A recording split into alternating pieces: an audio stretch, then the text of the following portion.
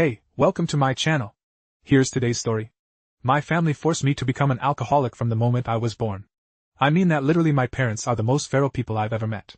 From the moment I turned 10, their idea of quality time was teaching me and my older brother, Kyle, how to handle our liquor like real adults. Every Friday night was dedicated to what my dad liked to refer to as training night. We'd sit around the kitchen table while Dad poured shots of tequila and Mom shared on timing how long we could go without making a face. If we gagged or coughed, we'd have to do push-ups until her arms gave out the real resemble. The family, the drinks together, stays together. It was the same rule their parents, grandparents, and great-grandparents allowed. I thought it was MBS for my older brother. Kyle took to it like official water. By the time he hit 14, he was our favorite drink, a companion. They'd stay up until 4 a.m. doing beer pong tournament in our garage, and Mom would brag to her friends about how her son could drink grown men under the table. When Kyle started showing up to brackets was shaking hands down, just laughed. Important beer, calling it pair of the dog. The more Kyle drank, the more love he got, new gaming systems, concert tickets, even a motorcycle for his 16th birthday. Meanwhile, I became the family disappointment by default, not because I was feeling school or getting in trouble, because I was pulling straight A's, captain of the debate team, working part-time to save for college, all things over. Mom's favorite line was, "You know what your problem is? You judge everyone inside of loosening up and having fun." But it was hard to take her seriously when she slowed her words and stumbled into the furniture.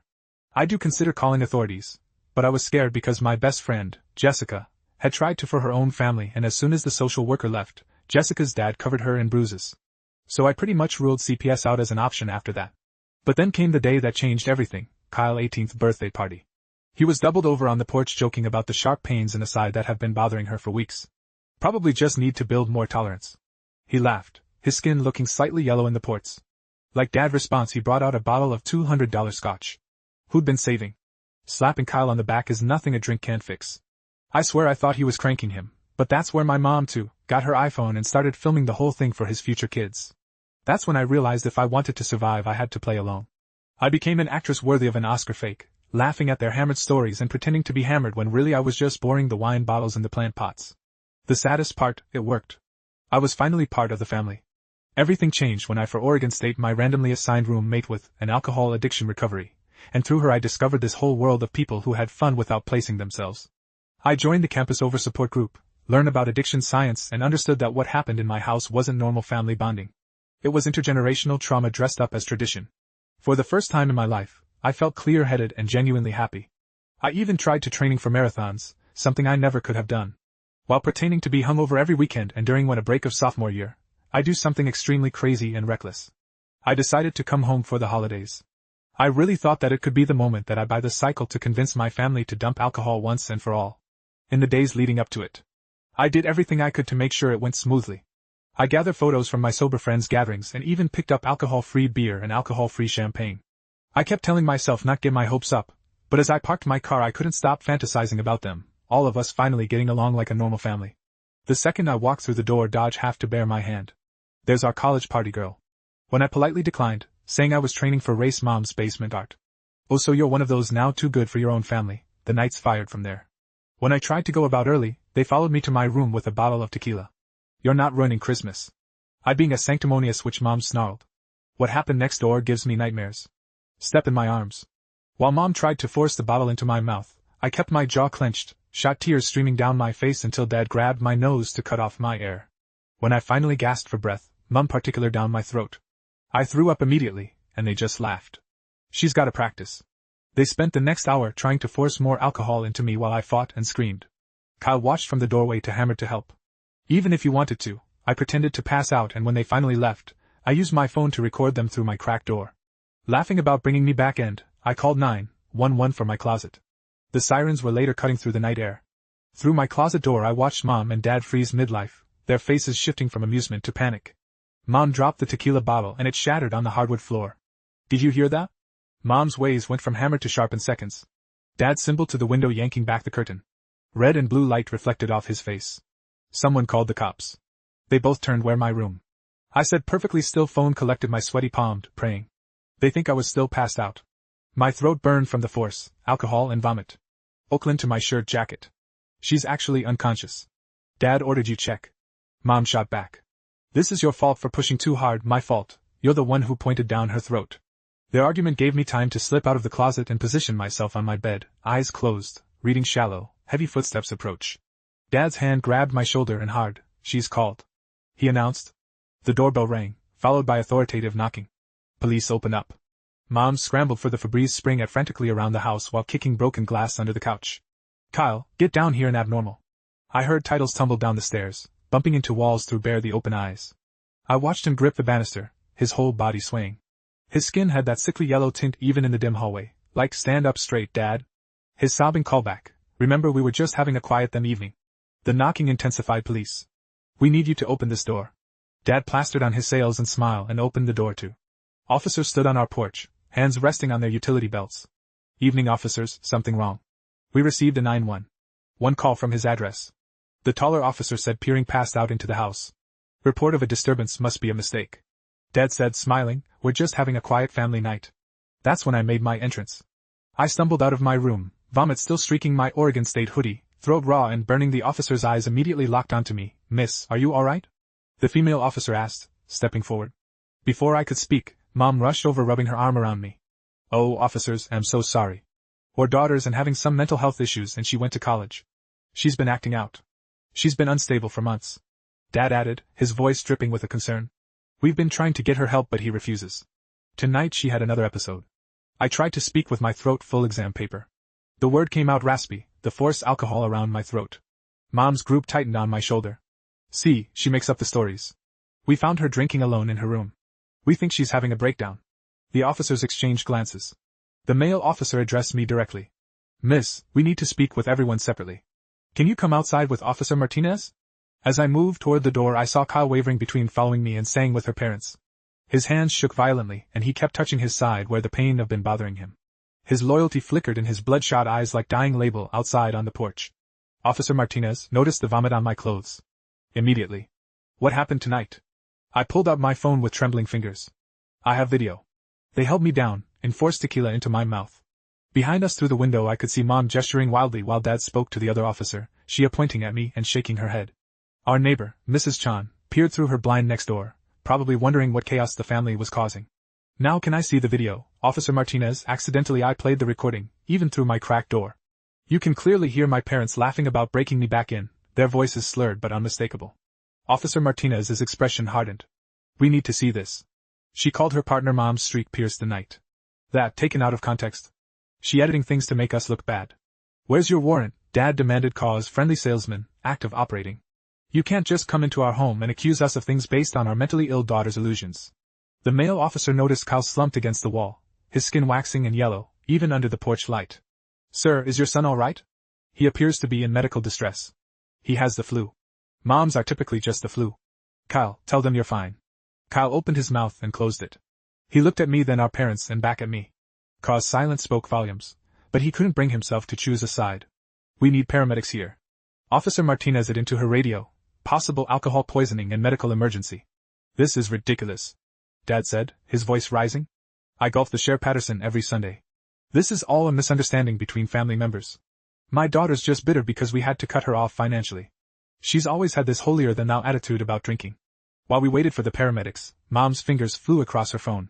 Within minutes my phone started buzzing with texts from aunts, uncles and cousins. "Traitor, how could you do that to your parents? Your mom says you're having a breakdown, get help." The paramedics arrived and immediately went to examine me. When shined a light down my throat while I explained what happened, burning sensation made me wince. Chemical burns consistent with worst alcohol consumption apparent until the officers. She needs to be shocked at the hospital. She did it to herself. Mom insisted for attention. She's always been dramatic. Child hand moved to a side again, a grimace crossing his face, the movement and go unnoticed by the medical team. "Sir, we should examine you as well," a paramedic said to Kyle. He signed data from like just the flu. But under the bright porch lights, Kyle's condition was impossible to ignore. The yellowing of his skin, the trembling hands, the way he kept touching his side, all classic signs the paramedics recognized immediately. "How long have you been experiencing abdominal pain?" That or asked Kyle, directly Kyla, to doubt the mumbled "few weeks." "It's nothing, you know," Dad said, his tone shifting to casual conversation. "Sheriff Patterson and I were just talking about situations like this at poker last week, families having disagreements to get blown out, abortion. He always says these things are better handled privately." The threat wasn't subtle, Officer Martinez. His jaw tightened. "Sir, we're going to need everyone to come to the station for formal statements. I'm calling our lawyer." Mom announced this as harassment, or daughters that instead of getting her psychiatric help, you're enabling her delusions. The officers again collecting since the bags, the broken tequila bottle, took photos of my vomit-covered, close undocumented. The same dad watched with clenched fists, as they worked his jaw tight with barely controlled rage. My phone continued buzzing Mom, and sent a group text of the entire extended family. Please pray for us. My name is having another episode and call the police on us. We're heartbroken. She need mental help but refuses to get it. The responses poured in immediately. Uncle Ray, that ungrateful brat. Aunt Susan, after everything you've done for her cousin Mark, some kids don't deserve the parents. At the station we were separated for questioning. I sat in a small room, throat still burning, for Officer Martinez took my statement. Through the window I could see a familiar figure rushing through the parking lot, Uncle Tony, Mom's brother. He'd been their drinking buddy for 3 decades and happened to be a lawyer. My client will be answering any questions, he announced. Bursting into the station, like he owned it, his breath reeked of whiskey. That's when things to return. I didn't expect. Uncle Tony produced a folder of documents. My clients have been concerned about their daughter's mental health for years. Here's documentation. Officer Martinez flipped through the papers. I caught glimpses of medical forms, all dated years ago. My heart sank as I recognized them from when I was 16 and had refused to drink, giving my parents taking me to a doctor claiming I was showing antisocial behavior and paranoid delusions about alcohol. These forms indicate a pattern of mental instability. Uncle Tony said to meeting my clients, I've been dealing with this for years, the day for her college, her apartment, everything. And this is how you repay them. My phone buzzed with a text from Kyle. Why can't you just pretend for one more night? The betrayal stung worse than the alcohol burns in my throat. Even now, even after watching them force liquor down my throat, he still thought I was the problem. Officer Martinez loved to consult with her partner. Through the door I could hear Mom's voice carrying down the hall. She's always been Alice of Kyle. He's successful, popular, knows how to have fun. She's just bitter and wants to tear our family apart. When Martinez returned, her expression was carefully neutral. The video evidence is concerning, but your parents, lawyers, arguing it's taken out of context, without called cooperation with your word against theirs. What about my throat? The burns are claiming you did it to yourself, that you've done things like this before for attention. I thought about Jessica. Our bruises hadn't been enough to keep her safe. How the system has failed her. Now it was failing me too, but in different way. My parents had learned from families like Jessica. Jessica's don't lie. Visible bruises leave psychological ones instead. Create a paper trail that makes the victim of crazy. We'll need to investigate further. Martinez said in the meantime, do you have somewhere safe to stay safe? The word felt foreign. Home had never been safe, but now my parents made sure nowhere would be. They'd already started their campaign to turn everyone against me. By morning I'd be the ungrateful daughter who called the cops on her loving parents, the mentally unstable girl who needed help or refused to get my phone lit up with the Facebook edification mom, that made a public post. Please pray for our family tonight, our daughter struggling with mental health issues and addiction. We love her so much, but don't know how to help her anymore. She called the police on us tonight after we to stop her from drinking alone in her room or heartbreaking. The comments were already growing in family, friends, neighbors, people from their bowling league all offering prayers and support from a poor parents dealing with such a troubled child. I scrolled through watching my reputation crumbling real time. Then I saw something that made my blood run cold. Mr. Davidson, my dad golf buddy, who worked at the local news station commented, so sorry to hear this, but he let me know if you need anything by tomorrow. This would be more than just family gossip. Dad was already 3 steps ahead, turning me into the villain of a story where I was the victim. The man who'd been my arms while Mom were poisoned on my throat would be painted as a concerned father. The women who called me a sanctimonious, which would be the heartbroken mother. The station fluorescent light made everything feel surreal as I sat there watching my life unravel through one screen, Officer Martinez, and stepped out to make copies of my events, leaving me alone with my thoughts and the constant notifications, each paying for like another Neela, my coffin mom face. The post had gone viral and our small community, 67 comments and counting. The bowling league president offered to organize a prayer circle. Dad golf buddies were planning a fundraiser for my treatment. Even my high school English teacher, who commented about how she'd always send something, was off my hands cause I scrolled through the messages then one made me freeze. It was from Benji, the bartender at my parents' favorite watering hole, Kyle's, and coming to AA meetings with the church 3 months now, your parents don't know. Before I could process this bombshell, Uncle Tony burked back into the room, briefcase in hand. He slapped down a stack of papers that can have to call small animal. These are your parents' financial records showing they pay your tuition, rent, car insurance, health insurance, even your phone bill. You're completely dependent on them. He pulled out another document, and this is withdrawal form already prepared. 1 senator from them and you're cut off from everything. Is that really what you want? Officer Mark has returned, glancing between us with barely concealed irritation. Sir, you can't threaten a witness. I'm not threatening anyone, Uncle Tony said smoothly. I'm simply pointing the family dynamics to help my niece make an informed decision. My phone buzzed.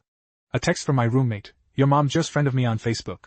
She's asking really weird questions about your mental health. What should I do? The wall felt like they were closing in. Mom was already working her angles, trying to turn my support system against me. I shelled the text Martinez, who made a note but looked increasingly overwhelmed by the family drama unfolding. Look, Uncle Tony, lean forward, cause whiskey, both making me gag. Your parents are going to forget this homeless understanding. They'll even paper therapy, real therapy, not whatever experimental nonsense. You've been doing it. College all you have to do with. Admit you were confused about what happened tonight. Confused, my voice cracked. They helped me down. Enforce alcohol down my throat.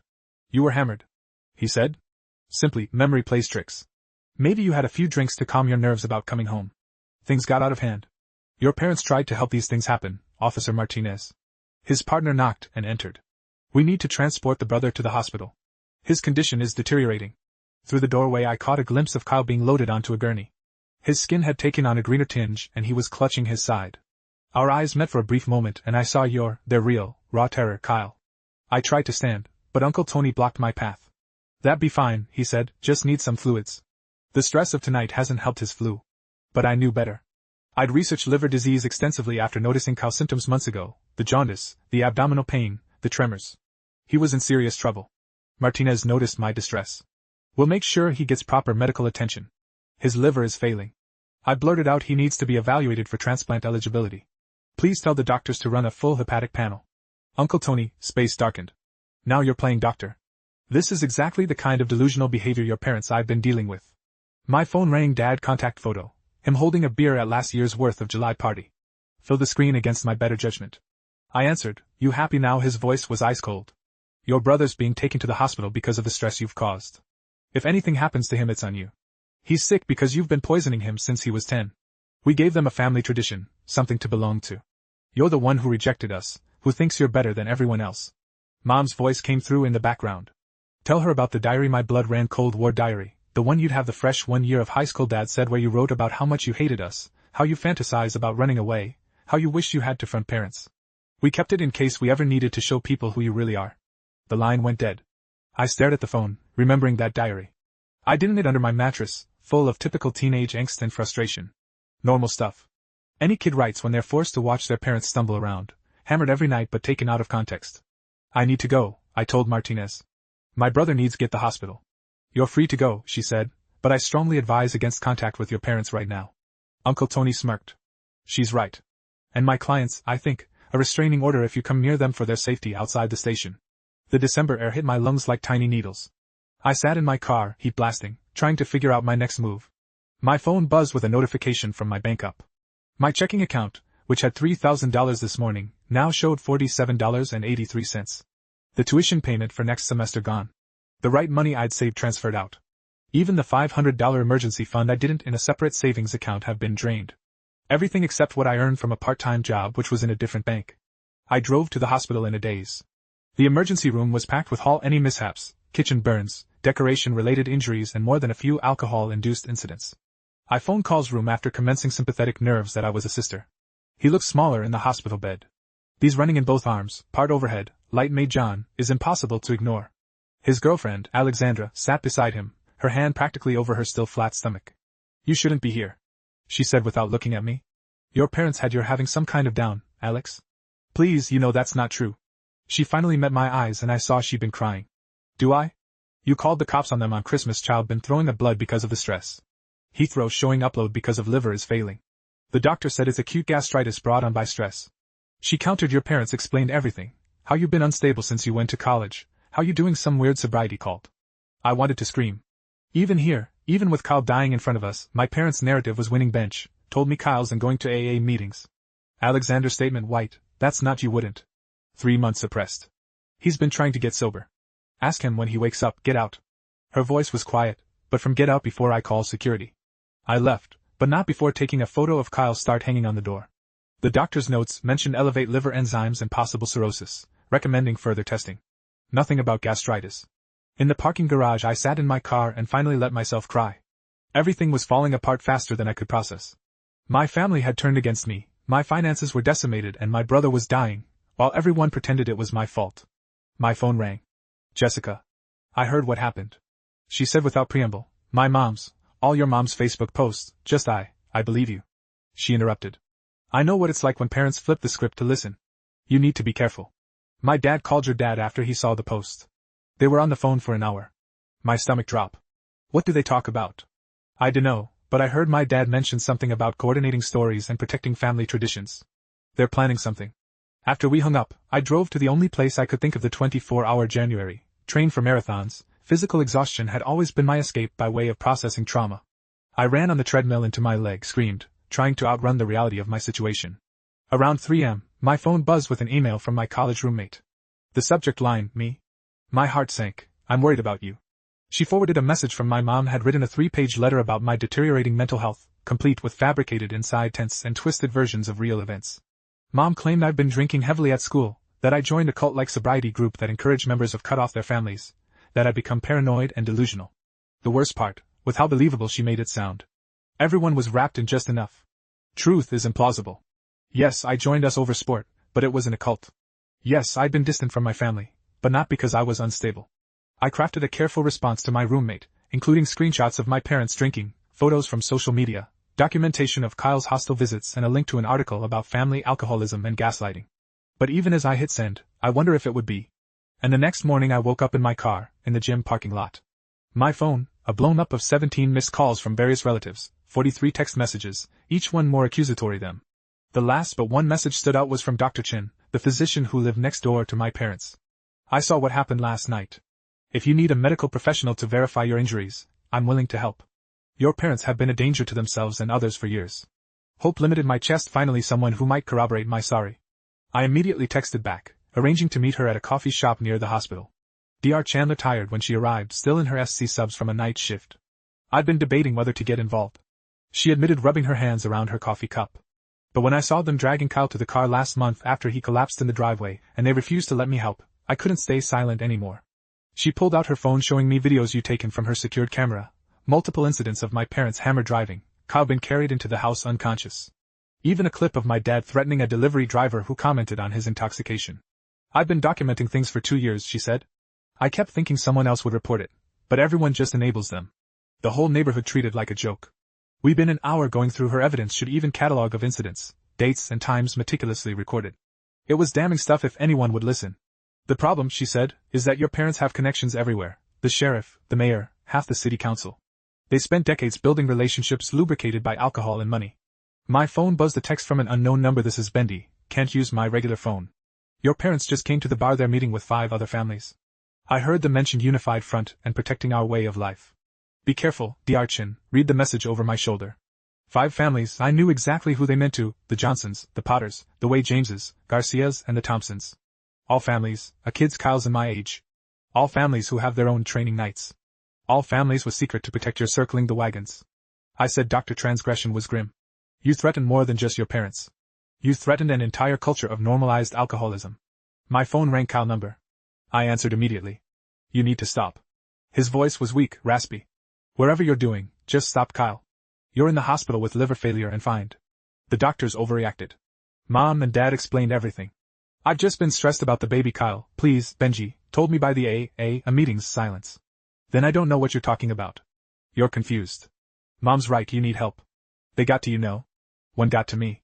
I'm just tired of your causing drama. If you really cared about me, you'd apologize and come home. The line went dead. I stared at the phone, feeling like I'd been punched, even from a hospital bed. Even dying Kyle can break free from their hold. Dr. Chan, place a gentle hand on my arm. Addiction isn't as physical. Psychological chains are often stronger. What do I do? Everyone thinks I'm crazy. My own brother won't support me. You survive, she said simply. You document everything and you wait for the truth to come out. It always does eventually. But I wasn't sure I could wait. My college fund was gone.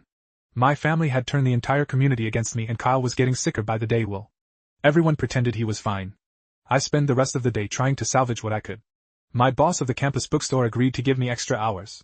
When I got back, my academic advisor helped me apply for emergency financial aid. The sober support group started a GoFundMe that raised $500 in the first hour. But for every step forward, my parents pushed me 2 steps back. Mom called my workplace, telling my manager I was mentally unstable and possibly dangerous. Dad contacted my officers, expressing concern about mental health and suggesting I might need a medical leave. The masterstroke came. That evening I was at a cheap motel, the only place I could afford with my remaining money. When the police knocked on my door, to officers I didn't recognize, that outside. We need you to come with us. The other ones that your parents have filed for an emergency psychiatric hold they're concerned. You might harm yourself or others. I felt the ground shift beneath my feet. I'm not suicidal, not dangerous or lying, ma'am. We have statement from multiple family members and community members expressing concern about your behavior. He called 911 making false accusations you've been harassing or hospitalized brother and your parents, that you've been making threats. None of that is true, but it didn't matter. The paperwork was all in order, signed by a Dutch who I later learned with my parents' bowling league.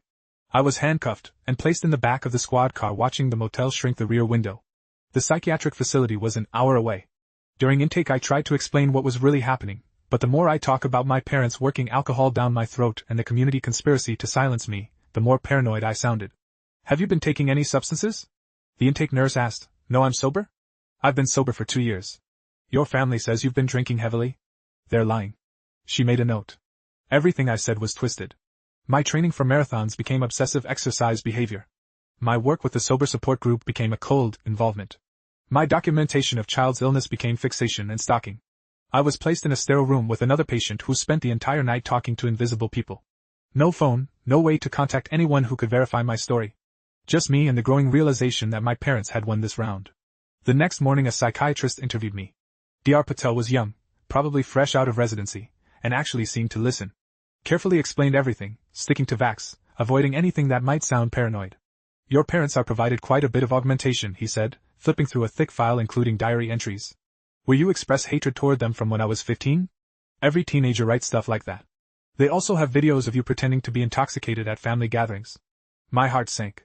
The Oscar-worthy performances I'd given the fit and were no evidence against me. I was pretending so they leave me alone about not drinking. So you are being deceptive. Every truth I told sounded like a symptom, every explanation sounded like an excuse. I was trapped in a web of my family's making, and the more I struggled, the more untangled I became. Are some who can verify my story? I so desperately Dr. Chin, or neighbor, she has security footage. Dr. Patel me to know it will look into that, but I could tell from his expression that he'd already made up his mind. I was just another patient with family issues, possibly experiencing a breakdown, definitely in need of supervision.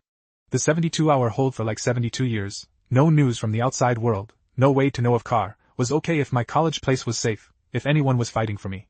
Just group therapy sessions where I had to pretend to acknowledge my issues to avoid seeming uncooperative on the third day, just as I was trying to think I'd be stuck there indefinitely. Dr. Patel, call me with office cause. Expression was different, confused, maybe even concerned. We spoke with Dr. Chin. He said she provided some interesting footage. We also received calls from several members of your college support group, your academic advisor, and your employer. Their version of events differ significantly from your family's. Relief led through me. So you believe me? I believe there's more to the situation that initially presented. However, your parents remain your medical proxy, since you are on their insurance. They're insisting on continued treatment. They can keep me here if I'm not a danger to myself or others, no, but they can make things difficult. I'm going to recommend discharge but wrongly suggest you have a plan in place somewhere safe, to stay continued therapy, distance from the conflict. He was right. I couldn't go back to the motel. My parents me, where I was saying I couldn't go to the hospital. They probably gotten a restraining order by now. I was a factory, homeless, broke and alone. But I was free. Dr. Patel arranged for a social worker to drive me back to town. During the ride she had to my phone, which had been held during my intake. The screen lit up with 3 days' worth of messages. Most were from my parents, flying monkeys telling me to get help, to support my family, to think what I was doing to Kyle. But scattered among them were lifelines. Jessica, your parents tried to get Dad to that. You were unstable, the kid, he refused. Stay strong, my marathon coach. You're spot on. The team is as. Don't let them break you. Benji, Kyle, been asking for you. He's scared and, most surprisingly, a textural. Alexandra. I'm sorry, you're right. Kyle told me everything he needs you for social worker, dropped me off at the hospital. I practically ran Decal's room terrified of what I might find the ICU with different world from the general ward, quieter, more serious, filled with the constant beep of life-saving machines. Sky was awake, barely tubes ran everywhere, oxygen IVs monitoring equipment. His skin was the color of old paper and his eyes had a glossy, unfocused quality. You came, he whispered. Of course I came. Mom and Dad, they brought me beer yesterday, said it would make me feel better. Tears leaked from the corners of his eyes. I couldn't say no, I never can. Kyle, I'm dying. Words came out. Matter of fact. The doctors won't say it, but I can feel it, my body shutting down. I gripped his hand, careful of the IV will get you on the transplant list. There's still hope. Mom and Dad won't consent. They say I just need to tough it out, that our family doesn't believe in taking part from dead people. The cruelty of it took my breath away.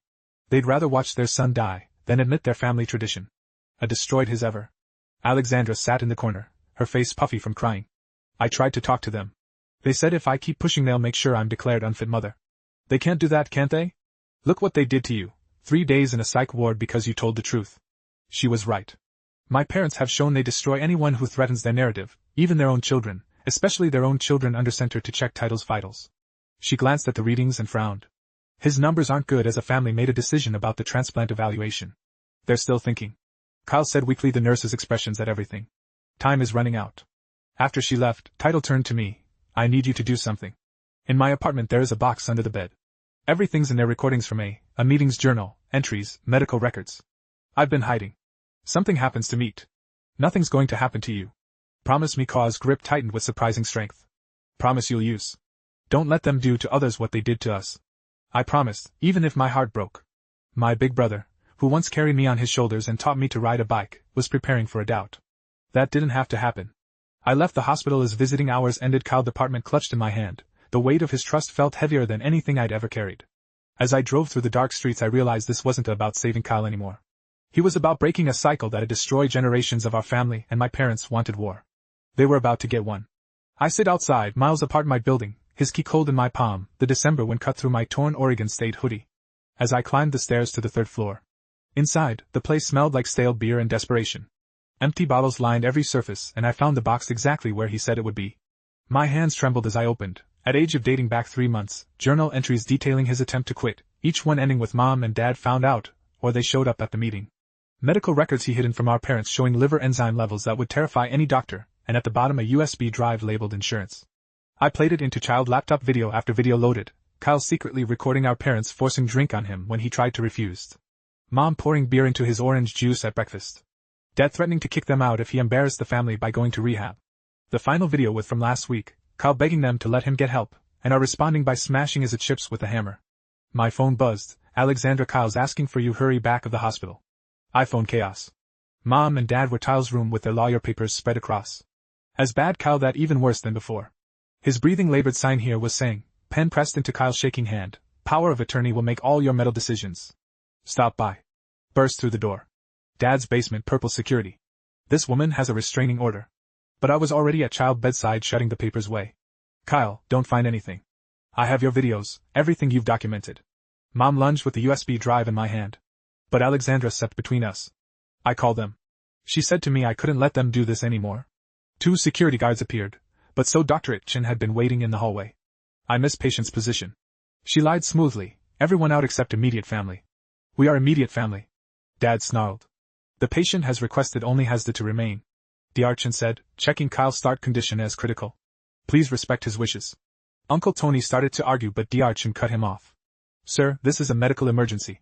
Leave now or I'll have security escort you out the left, but not before Mom has sent me. This isn't over once. Alone, Kyle grabbed my hand weakly. Play the videos for the doctors, for everyone. D'Archin called in the hospital patient advocate and the on-call psychiatrist together. Watch Kyle documentation. The psychiatrist's face grew increasingly grim. This is clear evidence of abuse. She said we need to contact Adult Protective Services immediately, and the transponder evaluation I asked will expedite the proper documentation. Of course, alcohol consumption he could qualify, despite the addiction. Pope flickered in Kyle's eyes for the first time in years. But I knew our parents wouldn't give up easily.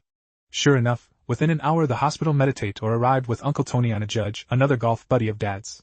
We have a court order, the ministry said apologetically. The parents retain medical decision-making authority based on what D'Arten demanded, based on their daughter being mentally unstable and manipulating their son. The judge that I've seen the documentation. I pulled out my phone and started recording, Your Honor. Are you aware that you've been playing golf with my father for 15 years? That you attended his birthday party last month where he served alcohol to minors? The judge's face flushed. Young lady, you're bordering on contempt and bordering on the truth. I shot back, how much does my father pay for your campaign contributions? Uncle Tony grabbed from my phone, but I'd already uploaded the video to the cloud. The hospital administrator looked uncomfortable. Perhaps we should review this matter more thoroughly. That's when Jessica, his father, walked in. My heart says until I saw his expression, determined, not running. I'm here to provide testimony. He announced about what really happened when my daughter called CPS years ago about how these families coordinate to silence their children. Behind him came through more people, parents from the other training night families, but they weren't here to support my parents. They were here to confess. My son is in rehab, Mrs. Johnson said quietly. Has been for 6 months. I couldn't say anything because she glanced at my parents who just stormed back in. Because we all agreed Mr. Peterson is to protect the tradition, but my daughter tried to colors of last year. She's 15. The room erupted, betrayal and family loyalty. Mom screamed that they were all liars jealous of our close-knit family. Uncle Tony threatened lawsuits against everyone but the damage broken. Mrs. of Garcia pulled out her phone showing pictures of bruises on her son's arms from when he refused to drink. Mr. Thompson admitted he'd been secretly attending Al-Anon meetings, terrified his wife would find out. The judge, realizing the scope of what he'd walked into, quickly excused himself. The imagery called for additional security and social services.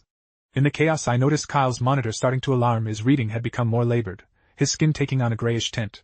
He needed the spotless now. D'Archin said urgently, "We're running out of time." "I consent." I said as a sister, "You have no authority." Uncle Tony interrupted. "Actually she does." Alexandra stepped forward holding a document. "Kyle and I got married yesterday in the hospital chapel and I'm designating her as our medical proxy." Mom screamed to probably be heard 3 floors down. The manipulative little enough. The psychiatrist it. And placing a psychiatric hold on both parents for evaluation. Their behaviors, erratic and potentially dangerous. "You can't do that." Dad lunged at our security, intervened. As my parents were escorted out, still screaming about losses and family betrayal, I saw something break in their eyes, the realization that their control was finally truly gone. The next hours blurred together. Kyle was placed on the transplant list as a status 1, the highest priority. The other families provided statement to the police about years of force, alcohol consumption of child abuse. Adult Protective Services opened investigations into all 5 families.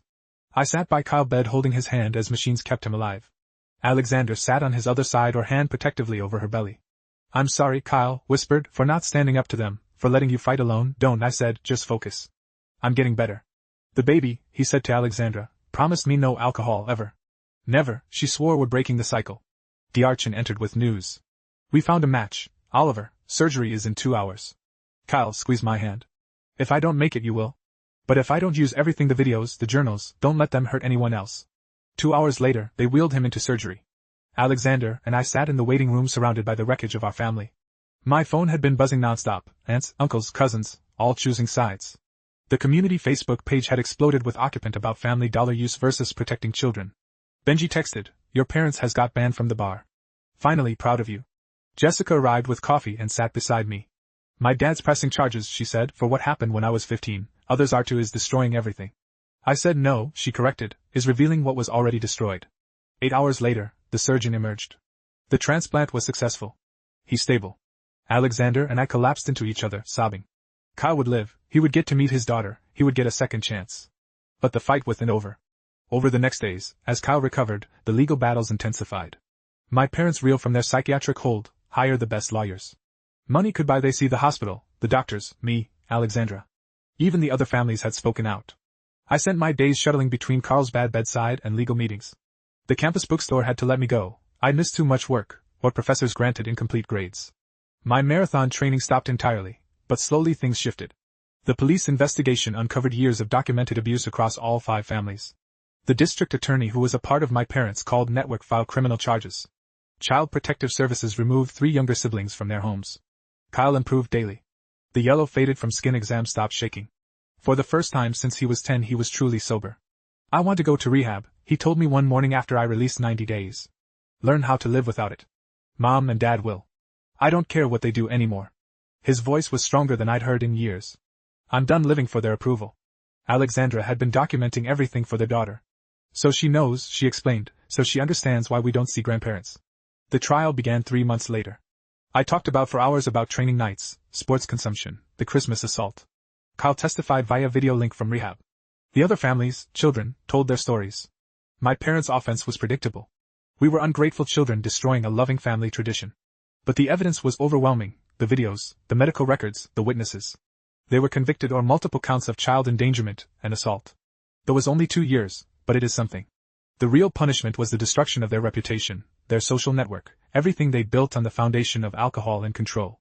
I started back at Oregon State in the fall. My financial aid through, and I worked 3 jobs to cover the rest of the over-support group of the Me Back with Open Arms called, graduated from rehab, and started attending AA meetings regularly. He got a job at Recovery Center. Use history to help others. Alexander gave birth to a healthy daughter. Sophia would never know the taste of alcohol forced down her throat. The 5 families scattered. Some sought help, others relocated, probably to start their toxic Trojans elsewhere. The neighborhood felt different, quieter, like a collective hangover was finally lifting. I ran a marathon that spring. My time is terrible at last months of training, but I crossed the finish line. Jessica cheered from the sidelines. Kyle can make it. He was speaking an AA convention. But he texted, proud of you, Mom and Dads. All your race mountain in the paper. They're furious. You're flaunting your lifestyle, perfect. We didn't beat to our parents. After their release he moved to towns over, started attending a new church, told everyone their children and abandoned them for no reason. Sometimes I hear through the grapevine about their latest narrative. We were substance addicts who falsely accused them are ungrateful children who destroyed their lives for money. The Kyle with live, Sophia with healthy. The cycle was broken. On the 2-year anniversary of that Christmas night I received a text from an unknown number. It was a photo of Kyle holdings of yet her second birthday party, sober, smiling, alive. The message read, thank you for fighting. When I couldn't I stared at the photo for a long time. We lost our parents, our extended family, or time at home or inheritance. The Kyle was sober. Sophia would grow up safe. The generational curse ended with us. I typed back, worth it. And it was every last relationship, every legal battle, every sleepless night. Because Kyle was alive and free, because Sophia would never sit at the kitchen table, 10 years old learning entering shots, while her parents feared the cycle was broken. The price was everything and I paid again. If you enjoyed it, hit subscribe for more.